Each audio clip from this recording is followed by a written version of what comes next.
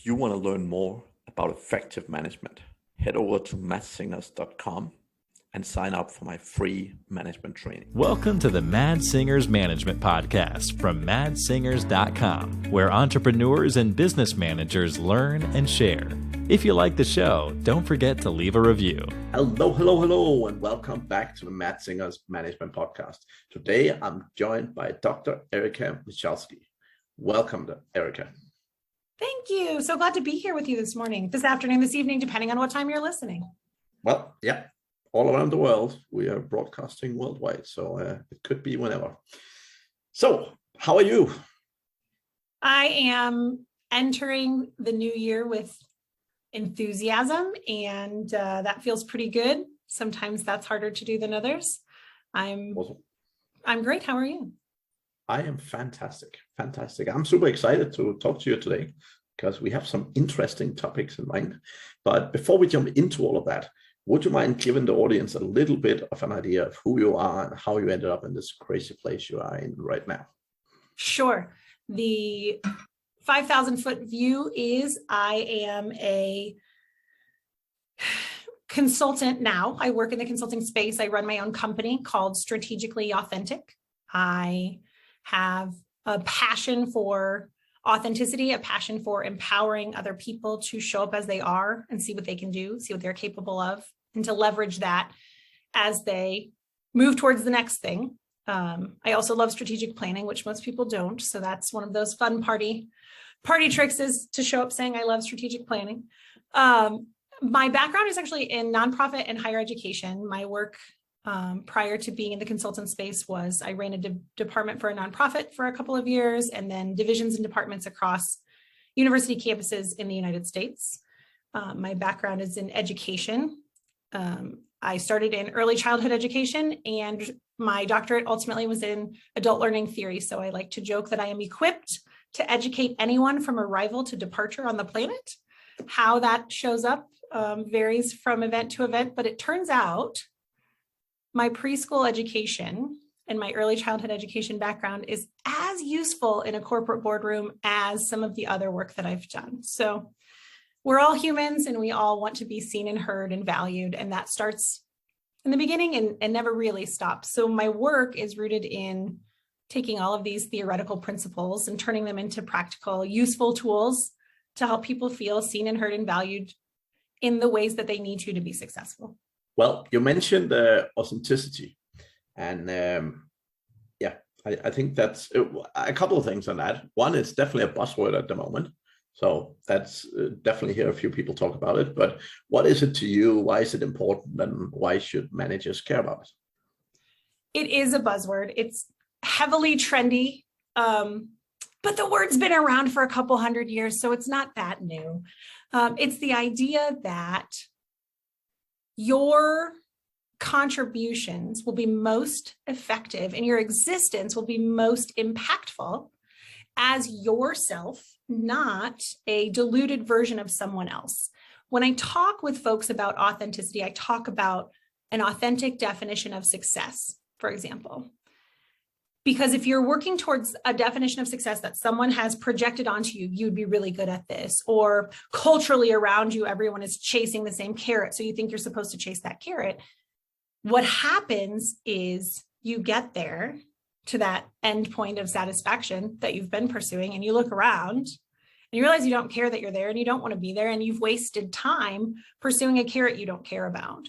So authenticity invites you to be more reflective and intentional about choices in your personal life and your professional life, and to release that comparative nature of how fast someone else is chasing a carrot that you don't care about. I love asking people, especially in leadership roles, who they admire, who they respect, what it looks like to be successful.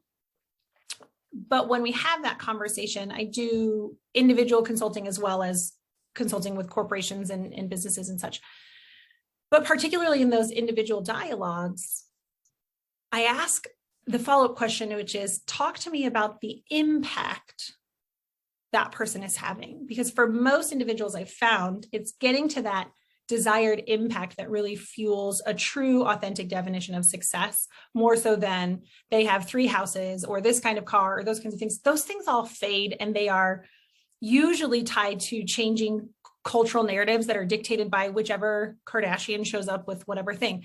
So inviting a dialogue around authenticity says you are the owner of the direction that you're going, and you can respect and honor traits that you've seen in other people, but doing them as yourself will always be easier and more effective. You can respond faster when you're not adding an additional lens or two of how would this other person behave or how would this other person respond to this challenge. So authenticity is the decision to learn from other people, but not necessarily seek to emulate them.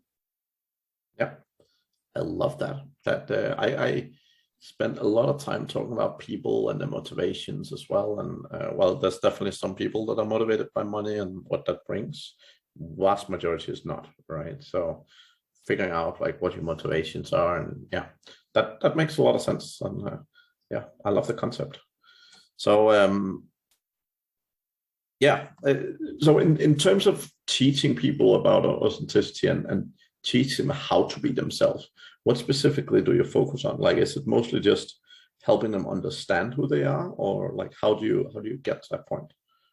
It depends on how they show up. Just like anything else, if you have been exposed to 20 years of terrible leadership, it takes a while to figure out your authentic leadership style because you have only seen bad representations, or you've seen only really good ones, but they're not really good ones that feel genuine to you. So part of it is about what feels good when you're doing it in a meeting or when you're having conversations. How does it feel at the end of the day? How do those behaviors feel? And I know you love to look at people's behaviors and decision-making and the choices and how they show up. So it's, what does that feel like? Another layer that often gets missed is people silo the dialogue of an authentic personal life, an authentic professional life, and they're pursuing, and sometimes the roads are going in opposite directions, and they've never stepped back to say, oh, if I'm pursuing success as a professional, I want to be this by the time I'm 30, or I want to have published this many things or that sort of thing. But if I'm pursuing my authentic personal life, I want to have, these following things in place. Sometimes we can't do both concurrently, but we've never looked at the two timelines under the guise that they're both our singular timeline.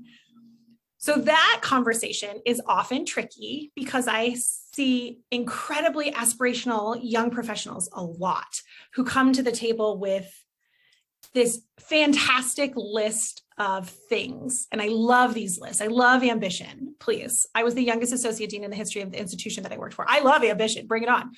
But when your ambition clouds your ability to recognize your holistic life, what happens is you still can't get to that point of satisfaction. And when things get hard, something crumbles because you've written your personal definition in stone and your professional definition in stone, but you forgot that you only had one rock. That may be a little bit controversial here. So I think some people are generally more, what's the right word? More successful, being a little bit unhappy. So particularly when you look at very competitive people, my experience is that in a lot of cases, the unhappiness is actually what drives them. Because the fact that they always, they're always looking for more, they always want what's next. And the fact that they aren't getting satisfied actually, in my experience, helps them keep pushing for things. Now, you can always argue if that's what they should really be doing and all that kind of stuff. But with very competitive people in particular, I see that being quite the case in a lot of times. Well, that brings up two different thoughts. One, are they pushing because they want to, or are they pushing because they think they're supposed to? So we're unhappy because sometimes we're chasing things we don't care about. That goes back to the original piece. If you don't want to keep climbing the ladder and you continue to climb or you get promoted and those sorts of things, we have become weirdly obsessed with the idea that you're not allowed to be content where you are and that you should always be trying to go somewhere else. Some people don't want to do that. And that's okay, but it gets a bad rap for wanting to be where you are. You can grow in your depth and breadth of impact in a role instead of continuing to climb the ladder. Some people don't ever want to be the CEO of a company, and that's okay, but we act like it's not. So some of that pursuit is problematic because we think we're supposed to keep pushing and pushing and pushing, because the idea that we would be content seems flawed, or like we're not ambitious enough. Because again, the cultural norm is that ambition is right, correct? Right. Yeah, I totally agree on that one. So what I would say is generally the people who are extremely competitive by nature are usually the ones who want to keep climbing the ladder, keep building, or keep pushing things, right? And they are often the ones that do drive the goals they want. I think actually the problem I see in most cases with people who pursue things that they aren't really looking for is actually people who try and emulate those people. Because Sure. what happens is, in a lot of our society, it's the really competitive people. It's those famous people like Elon Musk and Steve Jobs and all these people. It's the people that a lot of individuals look up to, right? And they think they have to be like them. And actually, my favorite management book in the whole world is called First Break All the Rules. And the author skips me right now, but basically the whole concept of it is basically learning your leadership style and learning how to utilize your strength to be a leader. Because again, most people look at these famous individuals and, you know, if you're not super assertive, if you're not necessarily an asshole that's willing to call Right. employees at 3 a.m. in the morning and shout at them if they don't answer after 10 seconds or whatever, you know, you probably don't fit into that style of how to do things, right? Sure. So generally when I see the people that I see, the very competitive people, is usually the ones that do want to climb the ladder and are super eager for the money, right? Sorry, I actually interrupted you. I interrupted you. So you said that's okay. No, that's okay. That's point, perfect, because you just handed me the greatest softball. I introduced myself talking about my passion for authenticity. What I neglected to mention is, for fun, I do research in neuroscience spaces. So we will segue briefly into the newest research around dopamine and highly dopaminergic people. The reality is this, and this is where we see it in entrepreneurs more than a lot of other populations. And I have a great book that I can reference. It's actually sitting in a pile just behind me because I was building some content for a series that I'm doing. But there's a book called The Molecule of More, fairly new research, and it unteaches, or it overhauls, a lot of what we thought we knew, particularly about dopamine. Historically, and even now, we talk about the satisfaction of dopamine, that you get dopamine hits, and people use social media a lot as that metric, that we go in and we get the likes and we get a dopamine hit. And I hear that phrase, dopamine hit, all the time. The newest research actually tells us that dopamine in and of itself is unsatisfiable. Dopamine as a molecule, as a neurotransmitter, is only interested in the pursuit. So highly dopaminergic people get to their endpoint and aren't satisfied because they're still dopaminergically driven. If you cannot train your brain to convert into the here and now, to be present and to benefit from some of the other neurological molecules happening in your brain, what happens is you only ever pursue. This is why some folks, if we take it briefly into the personal space, this is why some folks are perpetually interested in new relationships. Because once they have established a relationship, the dopamine doesn't care, because it doesn't care about being satisfied. It cares about pursuing more and new and different. So that quality of being highly dopaminergic can absolutely be found in those spaces of people who are constantly pursuing more. There are a lot of opinions about if that should be regulated, or if it is okay, as long as you can recognize you're essentially never going to be satisfied if you choose not to regulate your highly dopaminergic state. But that idea that you were talking about is rooted in the fact that for some people, they are driven more by this thing that is legitimately, scientifically, research-backed, not satisfiable. So not ever getting to a point of satisfaction means you're constantly pursuing it because that's how you're wired. Mm-hmm. Yeah. And it's very interesting, right? Because what I find most interesting about it, and I really like that research, but what I find most interesting is like when you look at a lot of sports stars and like some of the most famous people, everyone looks at them and say, wow, they must be so happy because they're so rich and they're so good and they're so perfect. And because they are never satisfied, and because they keep pushing for that extra percent, because they keep pushing, fundamentally, a lot of them are not actually that happy. And it's interesting because, most people very mistakenly think that it's all about the money and all that sort of stuff. And for me, it's probably the best example of showing that life is definitely not about the money itself, because money won't make you happy. Interestingly enough, I'm on the totally opposite end of the scale. I am ridiculously comfortable with pretty much whatever. And I'm always like I say retardedly happy. That's probably the wrong word, but I am always extremely happy and haven't understood the whole concept of unhappiness really.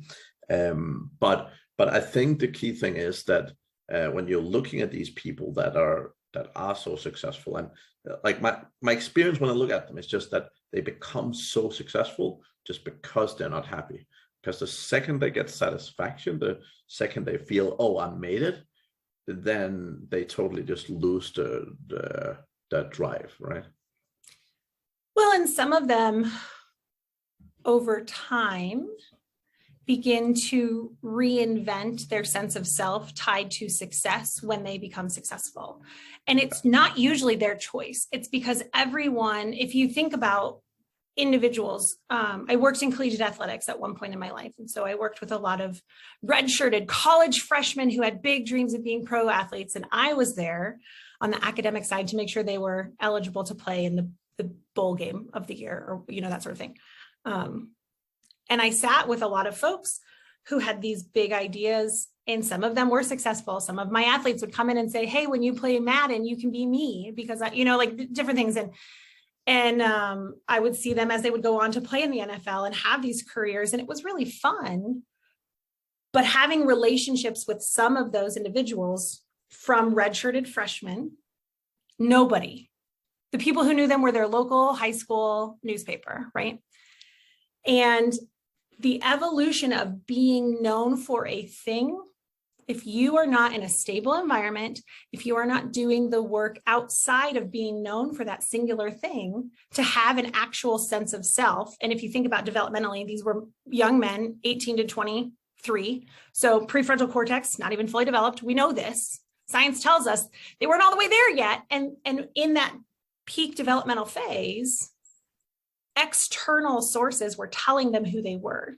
So if you become a metric of achievement, and that's who people recognize and define you as, it takes more work to decide who you are authentically. And if you don't do that work, if no one is there helping you do that work, if no one is having a conversation with you about who you actually are, and instead is having a conversation with you about how fast you can run, how far you can throw that ball, whether you can catch it and also get pummeled, your identity as a human gets lost and becomes your capacity for achievement. And when our capacity for achievement is how we see ourselves, we will feel compelled to achieve more. Just like if my capacity, just like my sense of self is, so I'm a pretty compassionate human being. I'm a philanthropic human being. I was raised by someone who told me, you have to pay your civic rent. You do service. You care for other human beings because you're above ground and they're above ground and they need your support. Not because they can do anything for you. Because that's a part of my identity. When I have those opportunities to do more philanthropic work, I do that. The same holds true for achievement, but it looks and feels very different. And my ability to contribute to, and I use this because it's easy, my ability to contribute philanthropically will never be impeded. There's always some way I can do that. But if your metric of success is achievement and it's anchored to a very specific thing, with a lot of pieces you have no control over, unhappiness comes when you no longer know who you are, and also things may be crumbling around you. And you don't have the capacity to build them back up. Definitely seen that a lot of times. So well, I have a couple of things I want to say, but let's start with this one. So when you look at most, like let's say very young pop stars, I see exactly what you talk about, because you have these young kids at 16, 17, 18, 19, right? And suddenly they're famous, they're rich, they're in front of everyone. And it's so obvious they're not ready for it. They don't know how to handle the money. They don't know how to handle the fame. And what eventually happens is they disappear, and then, life goes belly up. So I think we see that like very, very consistent, right?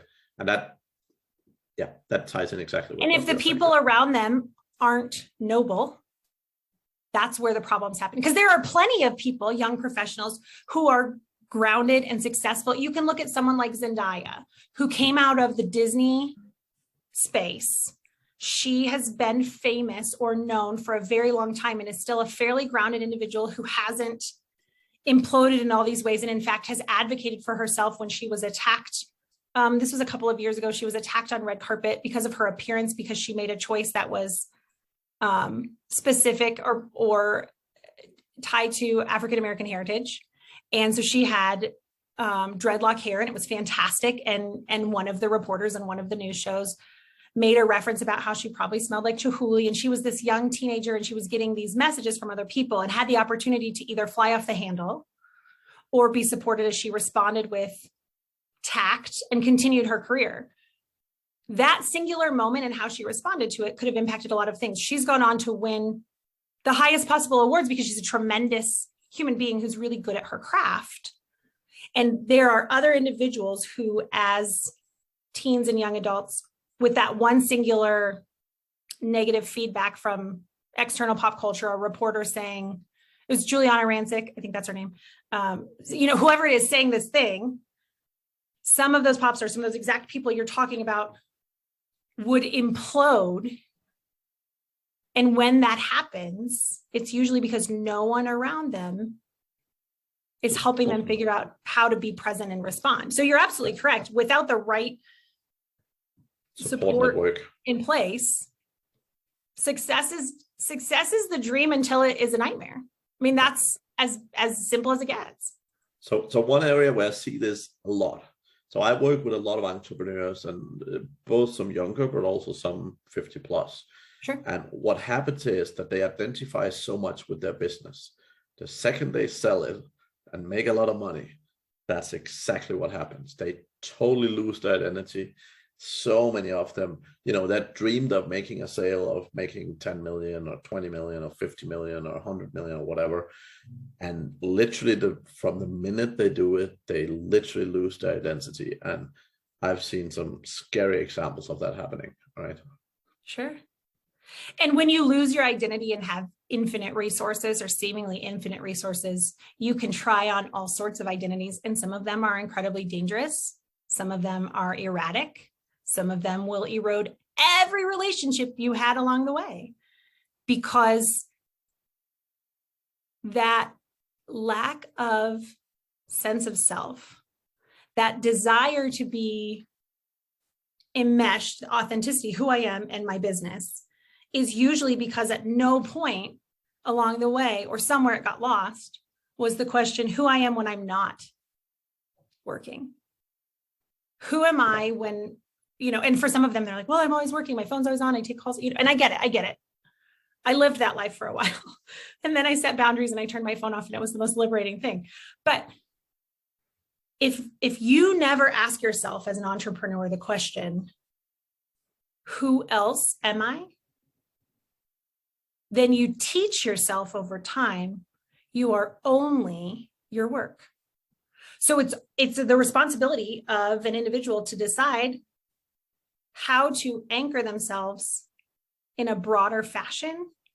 Because if you have a background in any sort of engineering, a stable base is wide, right? We don't build teeny tiny skinny buildings. There's a reason for that. And so what I see is people forget the need for a stable base. And instead, I have 2 elementary school age children. And when they were little, we used to build with blocks a lot, standard wooden blocks from, a gajillion years ago that have been passed down through households. They were in my grandparents, we all had them, little wooden blocks.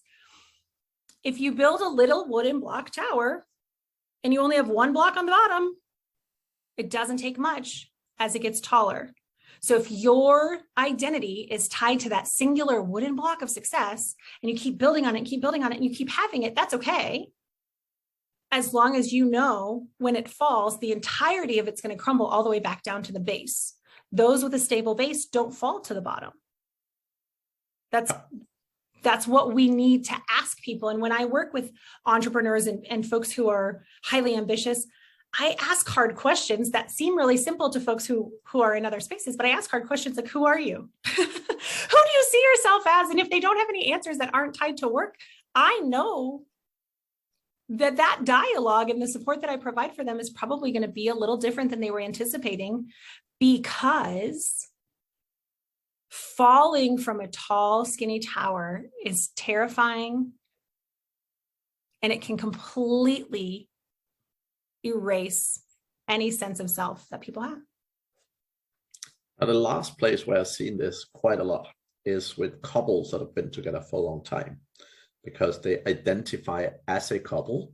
And if they ever get divorced, occasionally, sometimes one or both of them literally crumble because of the same thing. They have been so identified, and they've identified themselves with being this couple, and now suddenly they're not. And I've seen a lot of people where this identity piece as well happens in that scenario exactly as well, right? Sure.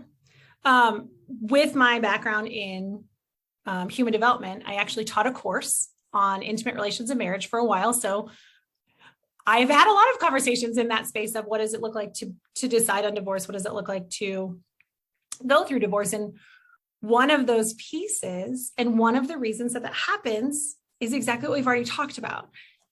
If an individual in a relationship chooses to build their identity on that singular base block of being the spouse of someone else, or being the spouse of someone else and being the parent of the children, when the children grow up, we see an increase in divorce when children leave homes. And that's because one partner may have decided that they are a parent. And then when children go into their adult lives and they have no longer that piece of identity, they may realize they don't know who they are. And if they try to reinvent themselves, they become a person that is unrecognizable to the other partner. And so depending on the partnership and that sort of thing, there are a lot of layers, and we don't have time to unpack all of that. But my point is this: just like an entrepreneur in a business whose identity is tied to the singular success of the work, any individual in any relationship, if your identity is tied to a singular point,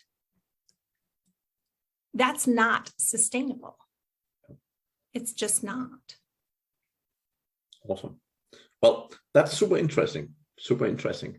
The last point we talked a little bit about before we actually got started with this podcast was investing in people. And this is one of my key things. Obviously, I heavily encourage business and organizations in general to invest in particularly their managers, because unfortunately, most people don't develop their managers very much. So people development in general, and you had a really solid point on this. So I figured I'd love to know sort of your view on people development and what you see happening a lot. Well, first, you're right. People don't invest in, I would push back and say they invest in their managers, but not in their managers' soft skills, which make them successful managers. They see people who are successful at a task, a responsibility, and being on academic campuses. I see this a lot. You can move up an academic ladder and have no ability to manage or work with people, but be really good at a thing. The problem is that one thing that you're good at often has nothing to do with managing teams. So being good at a thing and then getting promoted because you're good at the thing and given no additional support to be good at the next thing is useless, and ultimately can cause discourse, and departments can erode really quickly when leaders don't know how to lead. But it happens all the time.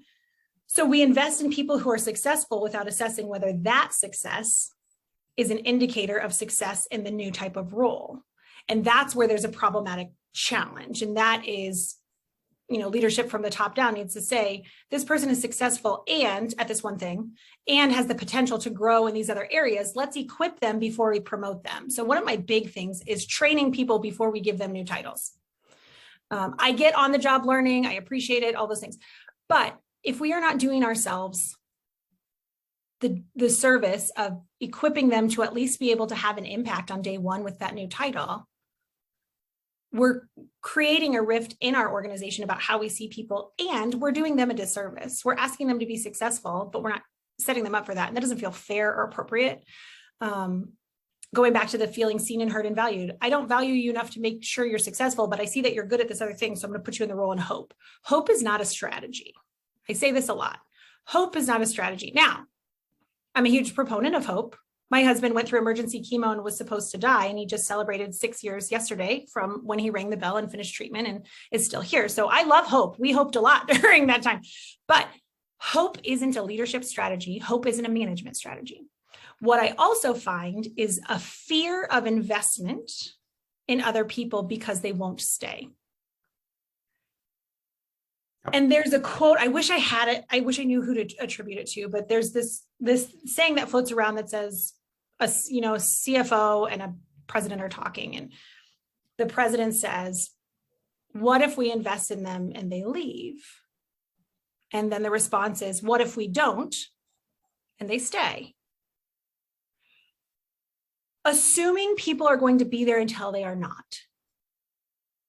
And assuming that you have the opportunity to help them be as successful as they can while they are there, and letting go of all the other parts is how you really engage an employee base differently. And we know from research that engaged employees stay. So it isn't this like chicken and an egg. How long will they stay? If I invest in them, will they take their skills somewhere else? No, invest in your people and watch what happens. Because even if they're only there for 18 months, if they're there for 18 months and they're doing the best work that they've done for you, that's a valuable 18 months and your bottom line is going to see it. And if they see that they are having an impact, they were invested in, they were valued, the conversation about leaving is different. People leave when they don't feel valued. When we invest in them, they feel valued. But that cyclical nature of if we invest in them and then they leave and then we have to invest in new people and all these things, that's very short-sighted.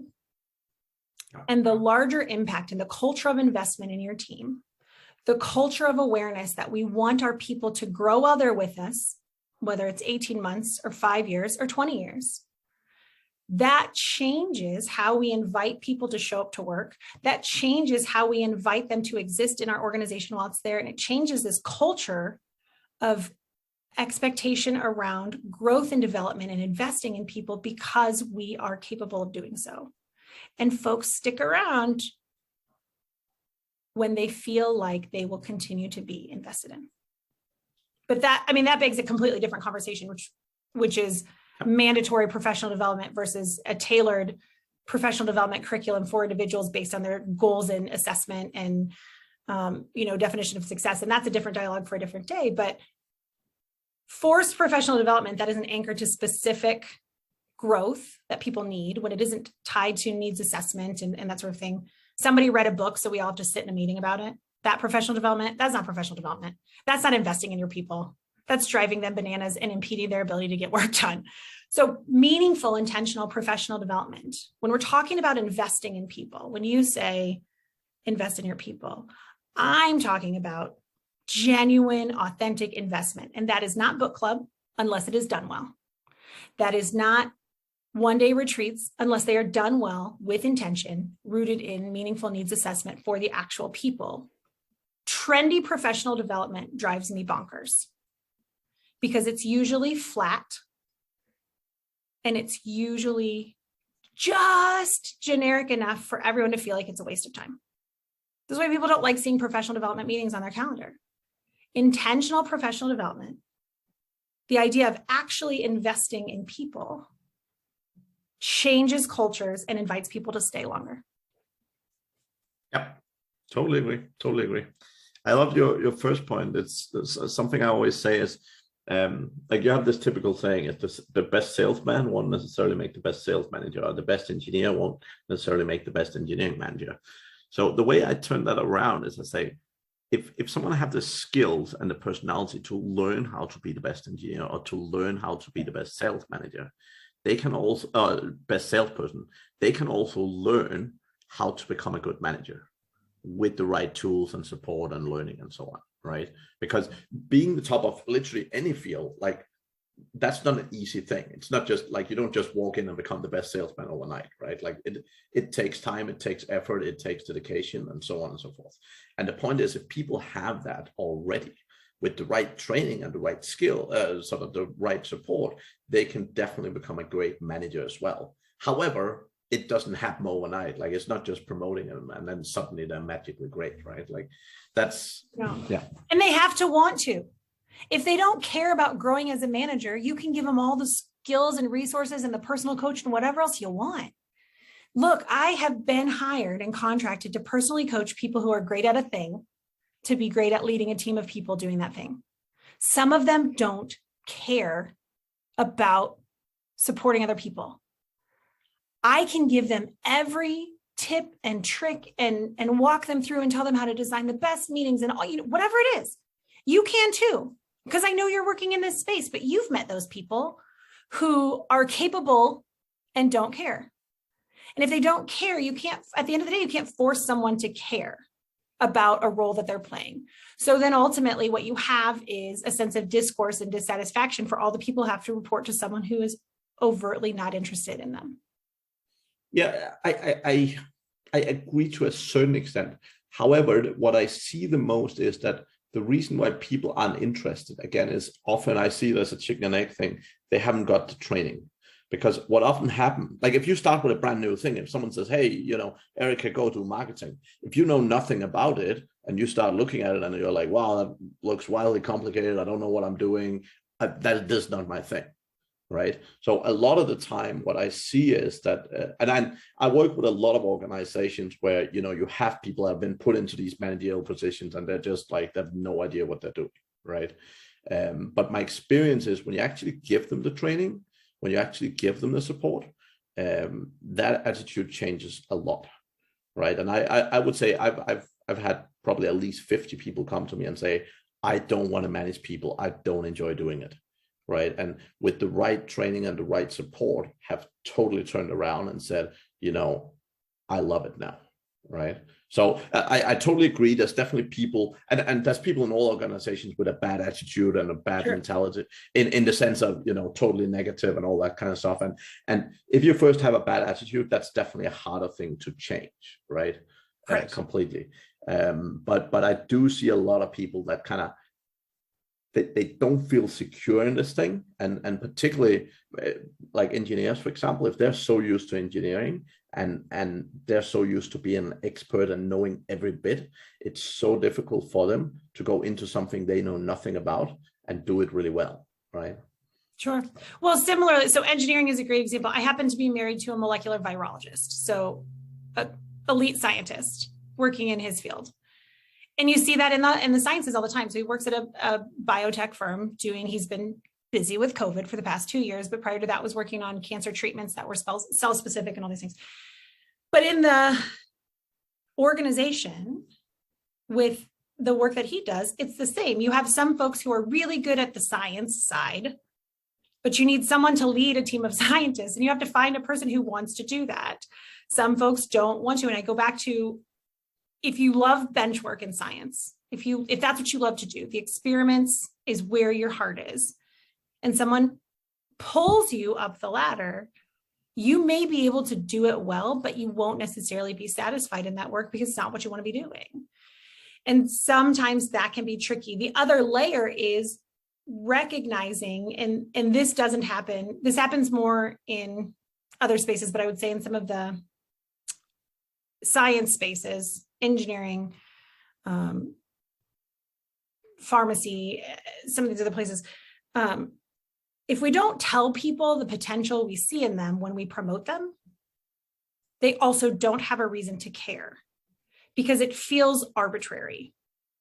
If we say you're good at this thing and I'm promoting you, quickly they realize that thing has nothing to do with managing people, right? But if we say you're good at this thing and we've noticed And it doesn't have to be a ton of things that you see, but when you communicate potential in someone as you promote them, it changes what you're talking about, which is this, I don't want to manage people, but I get to a point where I do. That communication from leaders above who give people clarity around the potential that they see also changes a desire to grow. It invites a desire to care differently. So when those messages are communicated effectively, even the least interested leader is more likely to become a leader if they have clarity around why they were put in that role.